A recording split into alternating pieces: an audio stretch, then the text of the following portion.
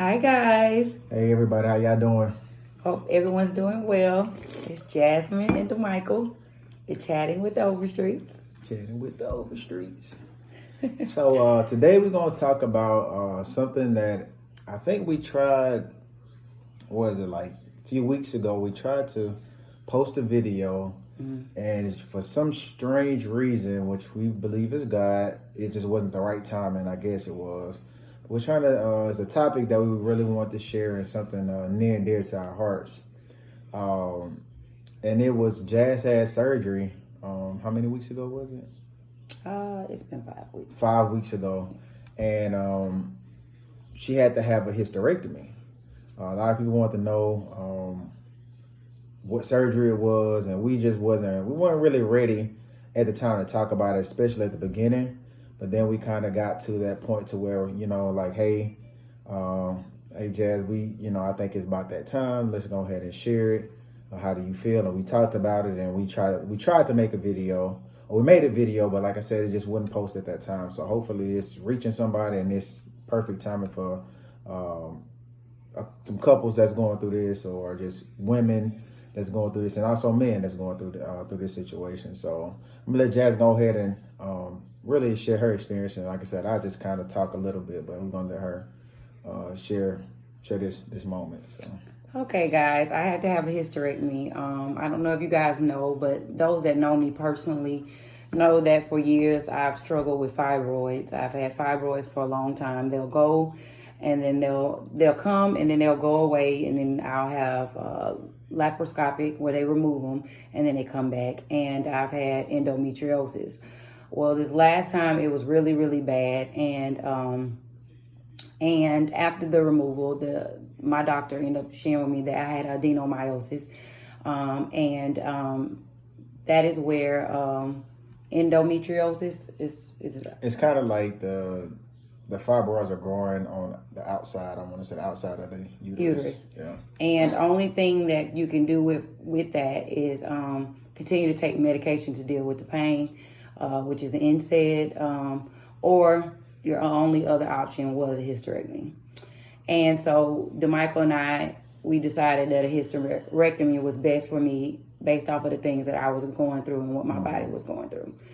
So I'm gonna let DeMichael talk first about how he feel about that. So at first, like I said, we've been kind of just going back and forth with. I know Jazz was going to the doctor, and they was telling her different options.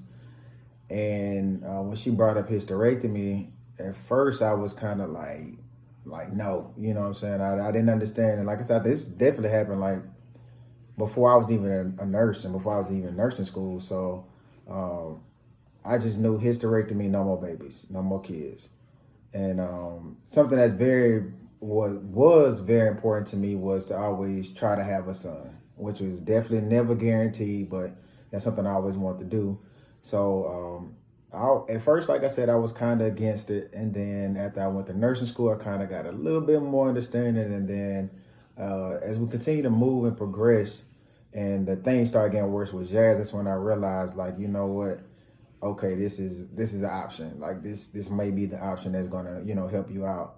And so like I said, for me personally, at first I was kind of, I'd say I was against it, but then like I said, as time progressed, I kind of just kind of like, hey, I think this is best for my wife and what's going on with her body. So. And we did try again before. We didn't tell anybody, like nobody. Nobody knew this. Yeah. But we did try, and it was not the plans. No, it wasn't the plan. What God had for us. Yeah, correct. And for me, I took it kind of hard.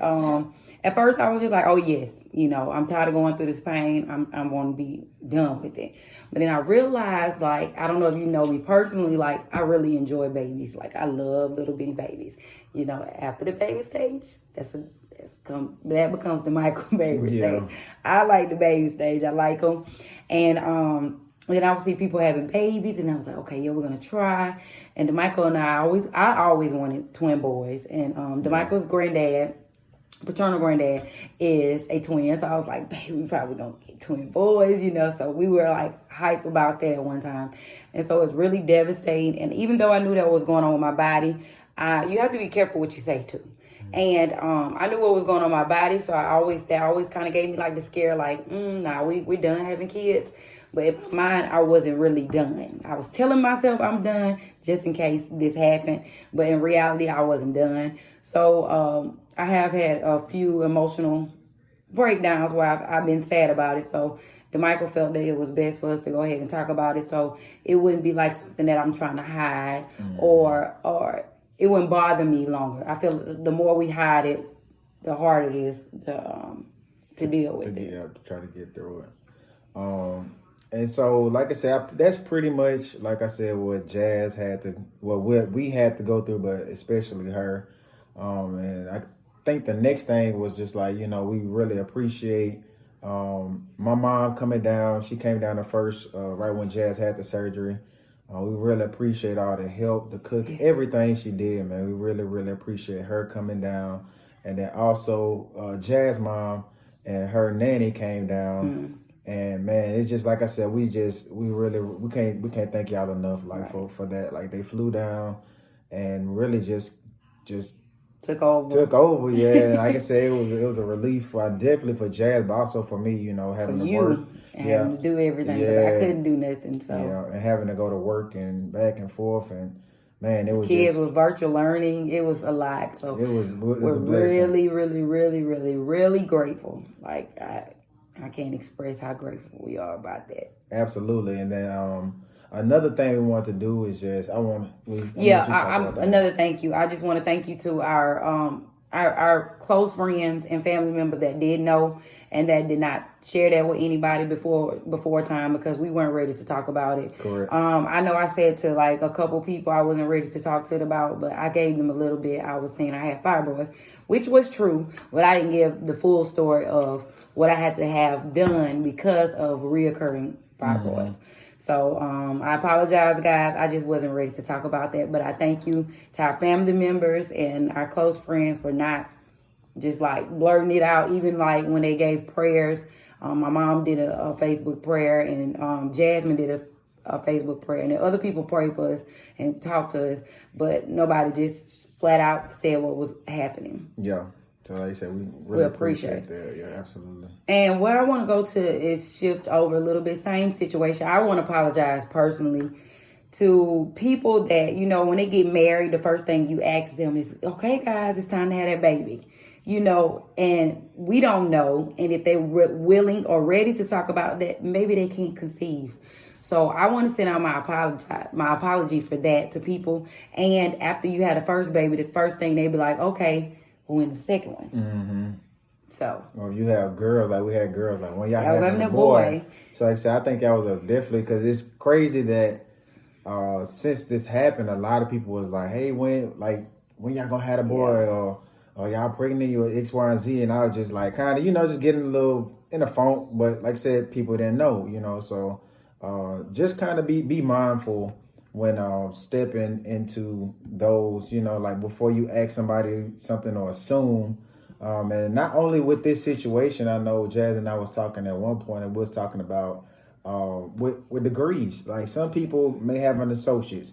You have an associate, that may just be, that's where they want to be at. That's it. Don't ask when they're going to get the bachelor's or when they're going to get their master's or when they're going to get their doctor's. Yeah. So, I mean, some people are happy with what they have. Like, let people enjoy what it is, and don't always have to be the next thing for that person. So just not, like I said, just not only with babies and degrees, it's just kind of be mindful and just think before you say certain things to certain people, because it might affect them. It may affect them. And like I said, everybody don't have the same goals. Everybody don't have the same drive. Absolutely. So you got to sit down and think about that also. And there's people without degrees, in different fields doing different things with trades, and hey, success is success to you. So just because you have degrees does not mean that you're successful. And so we have to be mindful of the things that we say to people or we suggest to people or just coming out saying stuff to people. So be mindful of that. And back to the babies, people that have had miscarriages, I'm sure it's very scary and very trying and very hard process to try to have another baby, because So just that, and people that have had problems conceiving just in general. So I apologize if I ever ask, like, girl, when you gonna have that baby, or it's time for another baby, because I didn't know your situation just because you didn't share with me. Yeah. So I apologize. And then for us, like I said, we are grateful for our two beautiful queens that we're trying to raise and going through everything with them. But we're grateful. Like I said, if I know I was telling Jazz, or never probably have a son from us, from us having a child, but we can always, at first, like I said, I'll be honest with you all. I'm always transparent. I always thought of. I was kind of against adopting at one point. I had my own reasons, but now, like I said, that's definitely an option, is to adopt. Or big shout out to Mike, what he do for his boys. He was a mentor for me, but also what he do for the boys that he take under his wing, and just show them that it's more than just drugs and sports and things like that. That was something that was really, really big for me that I saw definitely in Birmingham firsthand, and I was like, well, Jazz, maybe I can do that, like just grab a young man that's going through whatever, may not even be going through whatever. They look at me as a mentor. I can just mentor them through life and help out. So absolutely, we're just, like I said, we're grateful for our queen. So yeah. And we hope that we can help encourage somebody, and don't give up, and just stay prayerful. God has a plan for everybody, and everybody's situation is different. Absolutely.